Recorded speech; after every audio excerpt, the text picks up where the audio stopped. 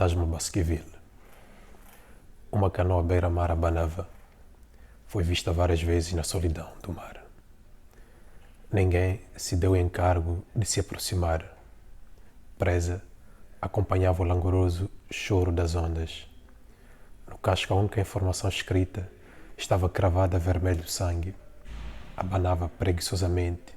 Baskerville parecia aumentar proporcionalmente de tamanho.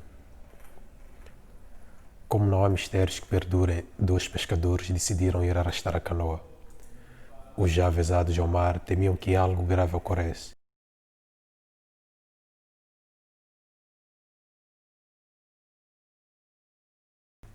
Eu não sei, eu acho que este livro não tem um ponto de partida específico, como se fosse uma esteira que parte de 1 para 10. Eu acho que o livro aconteceu da mesma forma que acontece talvez a fecundação, da mesma forma que talvez acontece que a pessoa do nada desaparece ou passa para a vida. Eu acho que O Voo dos Fantasmas é um livro que aconteceu, é um livro que foi, digamos, um acidente. No início não havia pretensões de publicar. Ele foi acontecendo naturalmente quando houve espaço, oportunidade e houveram também pessoas que acreditaram no livro, houveram pessoas que acreditaram nessas histórias, então aí passou para o conhecimento público. Quer dizer que deu uma sensação de estar-me a despir perante as pessoas também, porque são histórias que têm muito a ver com a forma como eu vejo o mundo, com a forma como interpreto o meio em que estou, a forma como interpreto as ações, os rostos, os cheiros, os lugares.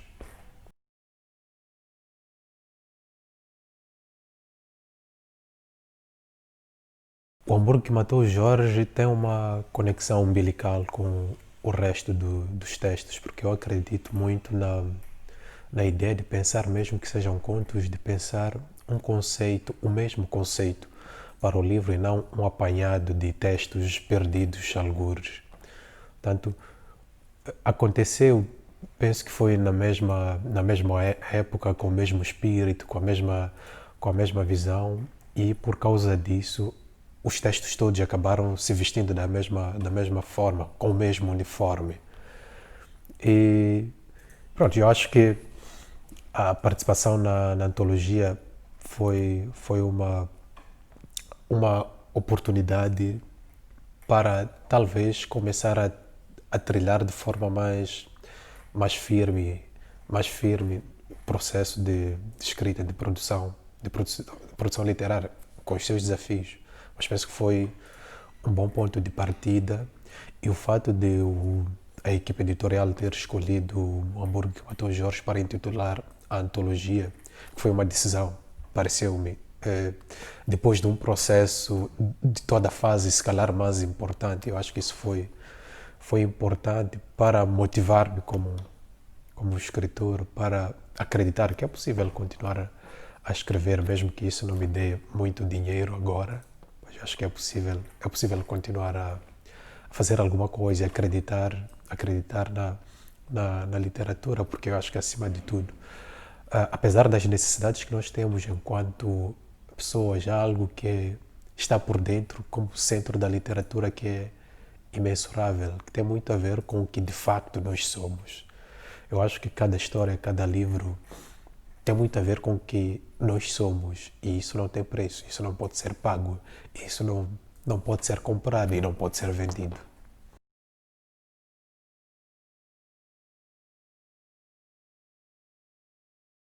Eu acho que sou uma pessoa cheia de medos e encontro dentro do caos, da fatalidade, a possibilidade de enfrentar isso de cara a cara, de enfrentar isso mais perto, porque sou uma pessoa de facto cheia de medos, e eu acho que quando estou fechado num lugar e me desafio a construir histórias fatais, histórias que até a mim, quer dizer, colocam-me com algum tipo de medo, de temor ou qualquer outra coisa.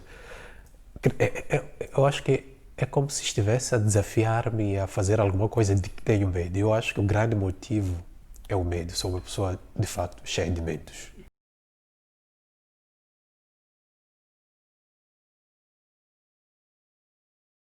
A ideia de nos sairmos como heróis dentro desse medo, depois de enfrentar esse medo, eu acho que sim, que é o lugar ideal para isso, porque os medos não nos vão vencer. Eu acho que essa é uma das grandes vantagens, apesar do que vamos sentindo enquanto construímos. Eu acho que sim.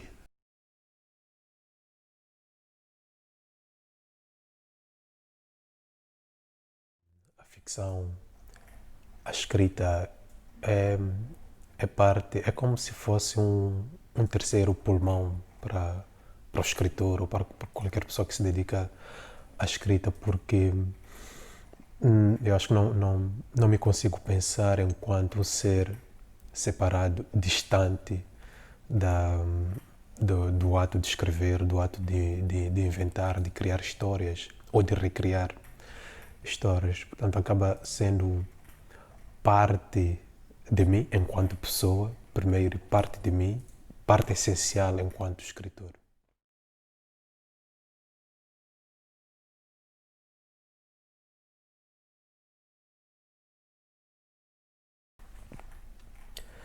Passaram-se 2 semanas.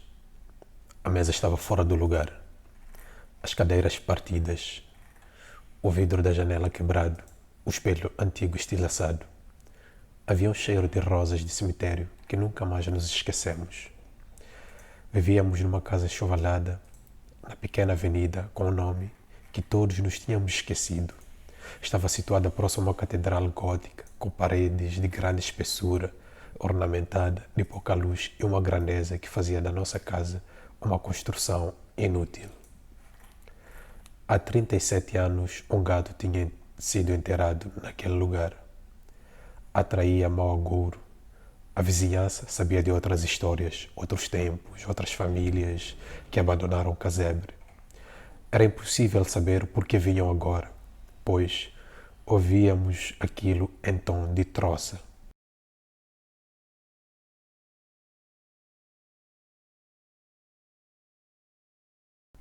Há um caminho que foi iniciado. Eu acho que essa é a coisa mais importante. Enquanto pudermos iniciar um caminho, podemos seguir, podemos encontrar outros caminhos, porque quem não inicia não tem como avançar. E é um livro, claramente, eu acho que qualquer livro pode ser melhorado em algum aspecto. Nenhum livro é perfeito, nenhum objeto de arte eh, vai, vai se apresentar como perfeito. Eu acho que é um trabalho contínuo de construção, de procura pela perfeição inalcançável. Então, eu sempre que olho para este livro, vejo que iniciei um caminho que é possível continuar.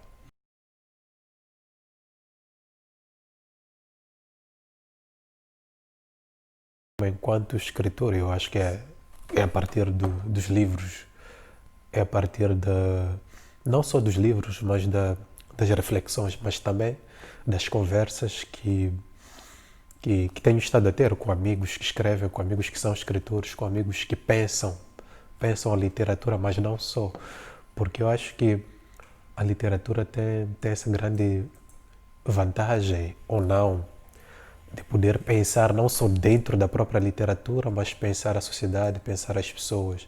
E sempre que pudermos estar perto de pessoas que pensam de forma muito aberta, sempre que pudermos ouvir uma música que nos inquieta, eu acho que tem, a construção do escritor torna-se uma coisa talvez mais sólida, porque eu acho que eh, estar inquieto, ter uma coisa que nos põe sempre inquietos, fora do espaço de relaxamento, eu acho que é aí que acontece a literatura. Eu acho que a grande fronteira na construção da literatura, o grande momento é o momento de inquietude, quando há alguma coisa que é como se sentássemos numa cadeira que supostamente é confortável e tivesse agulhas. E, portanto, essas agulhas eu acho que é que fazem a literatura acontecer.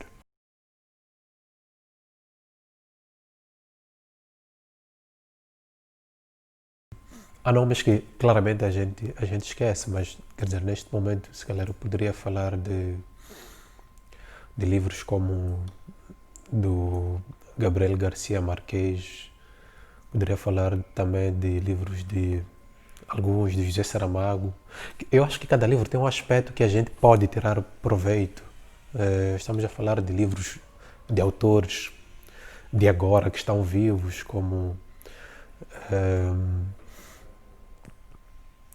estamos a falar de Onjak, por exemplo, estamos a falar de até, até livros que a gente vem lendo, histórias que a gente vem lendo, de Mia Couto, livros de Eduardo do Agualusa, José Eduardo Agualusa. Eu acho que, quer dizer, são vários e não me ocorrem assim todos, porque eu tenho esse problema, um grande problema de memória, de facto, é lembrar-me ou do autor ou do livro que eu acho interessante. Se estamos a dizer que é escritor, o trabalho do escritor é escrever.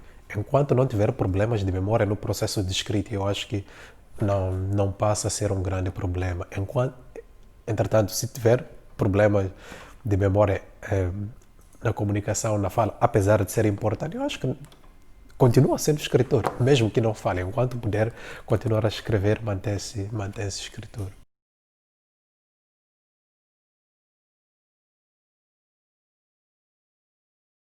Esse exercício de trabalhar a palavra e trabalhar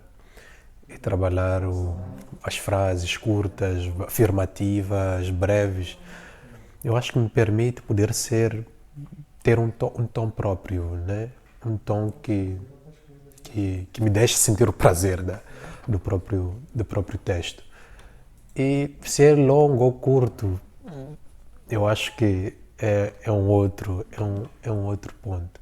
E em relação aos diálogos, eu acho que foi porque no início, provavelmente, no início eu tinha, em termos de construção de texto, tinha muitas dificuldades em construir diálogos. Esse foi um dos principais desafios que eu tive no início. A construção de histórias a partir de pessoas que falam. Eu colocava ali diálogos que não eram muito reais. A pessoa lia e não sentia que era um personagem que existe, uma pessoa que é possível de se imaginar. E talvez por influência disso, apesar de depois ter sido um problema que resolvi com as leituras, com exercícios de experimentação, de escrita, uma espécie de laboratório. Apesar disso, eu acho que continua essa influência de querer narrar e querer eh, construir a história a partir do único tom, uma história que é breve e que, acima de tudo, talvez por essa paixão pela fotografia, que parece uma fotografia, porque eu acho que a maior definição que eu tenho de um conto é que é uma fotografia, é um momento. E tento, com o mínimo de palavras, captar esse momento, fazer a fotografia desse momento. Porque eu acho que esse é o conceito que eu construí sobre conto. É claro que há contos um pouco mais longos e não deixam de ser fotografias, porque as fotografias também podem ser ampliadas e captarem mais elementos. Amanheceu. A casa encheu-se de gritos. Um pilar derrubara minha mulher. Uma pedra caíra sobre o peito do meu filho mais velho. O mais novo estava estirado a quase 6 metros, cabeça rachada. Levantei-me e fui andando sem norte. Tudo andava às voltas. O que se faz neste mundo quando se está sozinho? A chuva caía e percorria gota a gota os músculos das minhas costas. Tinha vontade de ser terra para meter-me com a puta da chuva.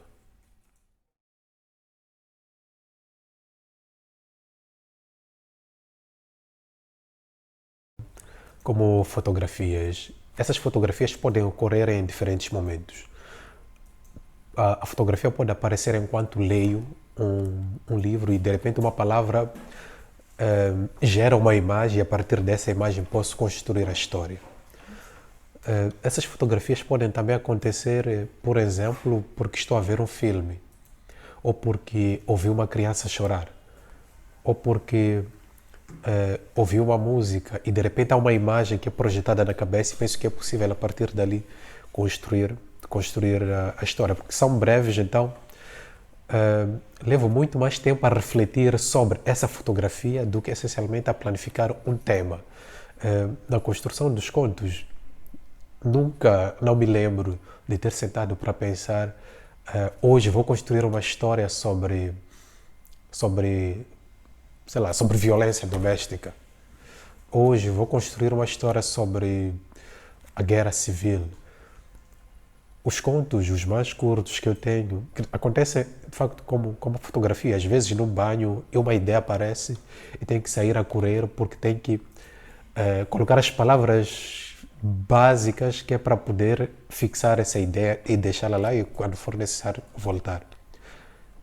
Mas no caso de textos um pouco mais longos, que também os tenho, há, e acredito muito nisso, eu acho que há necessidade de planificar, de pensar sobre o que é que de fato queremos escrever e qual é a essência do que queremos escrever. Eu acho que pensar nisso ajuda-nos a manter um foco e ajuda-nos a não nos espalharmos assim tanto e termos um foco na construção daquilo que nós escolhemos. Portanto, para textos mais longos, eu acho que há necessidade de se pensar sobre o que é que vamos escrever. Eu faço isso.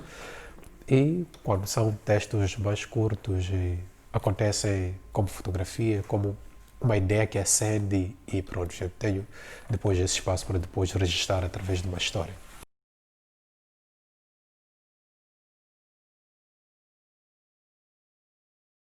Eu acho que tenho a sorte de não ter terrenos dentro de mim, senão dizia 20 por 30 é para a literatura, 15 por 20 é para o design. Eu acho que, assim de longe, a gente pode achar que esses elementos separam-se, mas no fundo eu acho que elas têm eh, o mesmo centro gravitacional. Eu acho que a literatura, o design, a arte como um todo gravita sobre um único ponto. É por isso que muitas vezes vemos escritores que com alguma facilidade podem começar a aprender a pintar, podem começar a aprender a desenhar, porque eu acho que em termos de desafios, de processo de aprendizagem e de construção, tanto na literatura, tanto no design, acontece da mesma forma. O processo de gerar uma ideia, de pensar numa ideia, de pensar no conceito do texto, no conceito de um projeto de design, na minha cabeça, pelo menos na minha cabeça, acontece da mesma forma. Não acontece de forma separada, como se fossem elementos, quer dizer, assim, tão distantes. E eu acho que isso tudo funde-se, né? Não há um espaço para uma coisa e depois um espaço para outra dentro de mim. O que acontece é que cada coisa, em termos de geração de resultados, é que é direcionada para um determinado âmbito, porque não é possível fundir. E depois eu acho que nem só uma grande vantagem, porque refletir sobre design e o fato de ter uma prática com a palavra, eu acho que isso permite-me pensar o design não apenas como um produto, como resultado, mas também pensar sobre o antes dessa coisa aparecer. Portanto, eu acho que há aí um conjunto de coisas e todas elas fundem-se, não há uma separação, não há fronteiras, não há uma palhota que é para isto e a outra é para outra coisa.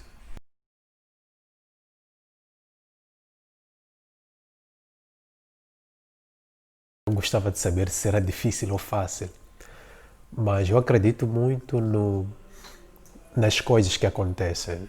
Acredito muito na ideia de continuar um processo iniciado. Eu acho que quando continuamos, não sei se torna difícil ou fácil, mas o processo todo acontece.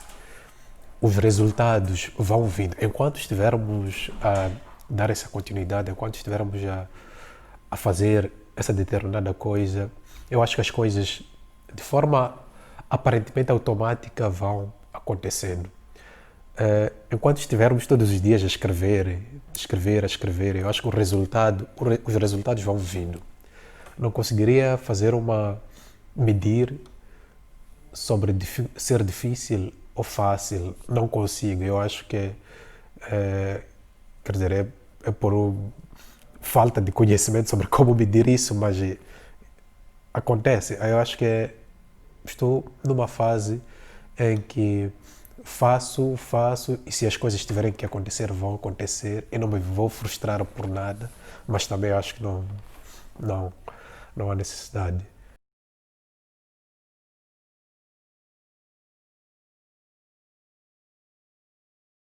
Eu acho que este momento faz a mim pensar que o futuro vai ser totalmente diferente, é indiscutível. Primeiro, a nível emocional, a nível de comportamento das pessoas, o, o gráfico do medo eu acho que subiu e dificilmente vai baixar para o estágio anterior. E depois ensina-nos uma coisa que eu acho que é importante, que é a nossa relação com a tecnologia. Tanto como pessoas, tanto como eh, ativistas culturais, tanto como profissionais de qualquer área, assim como escritores, né? Eu acho que isso mostra-nos que há uma necessidade, se não sabemos, de nos envolvermos, de todos os dias aprendermos as pequenas coisas que a tecnologia nos vai possibilitar, porque o futuro está, está refém da tecnologia, está refém dessa relação distante entre as pessoas e a literatura também. Faz-me pensar sobre não exatamente o desaparecimento do livro físico, porque eu não acredito no desaparecimento do livro físico. Eu, particularmente, tenho uma paixão muito grande pelo livro físico. Acho que tenho um espírito velho em relação a isso. Mas faz-nos pensar sobre outras possibilidades. A, a, o crescimento da difusão do livro digital, porque eu acho que não vai ser a mesma coisa. Não mais vai ser. E temos que nos acostumar a isso. Temos que nos acostumar a esses novos tempos, a esse futuro que não conhecemos. Há pessoas que pensam e prevêem que esta pandemia, a Covid-19, permaneça, quer dizer, seja uma coisa como a malária, que está constantemente connosco e podemos ir ao hospital e tratar.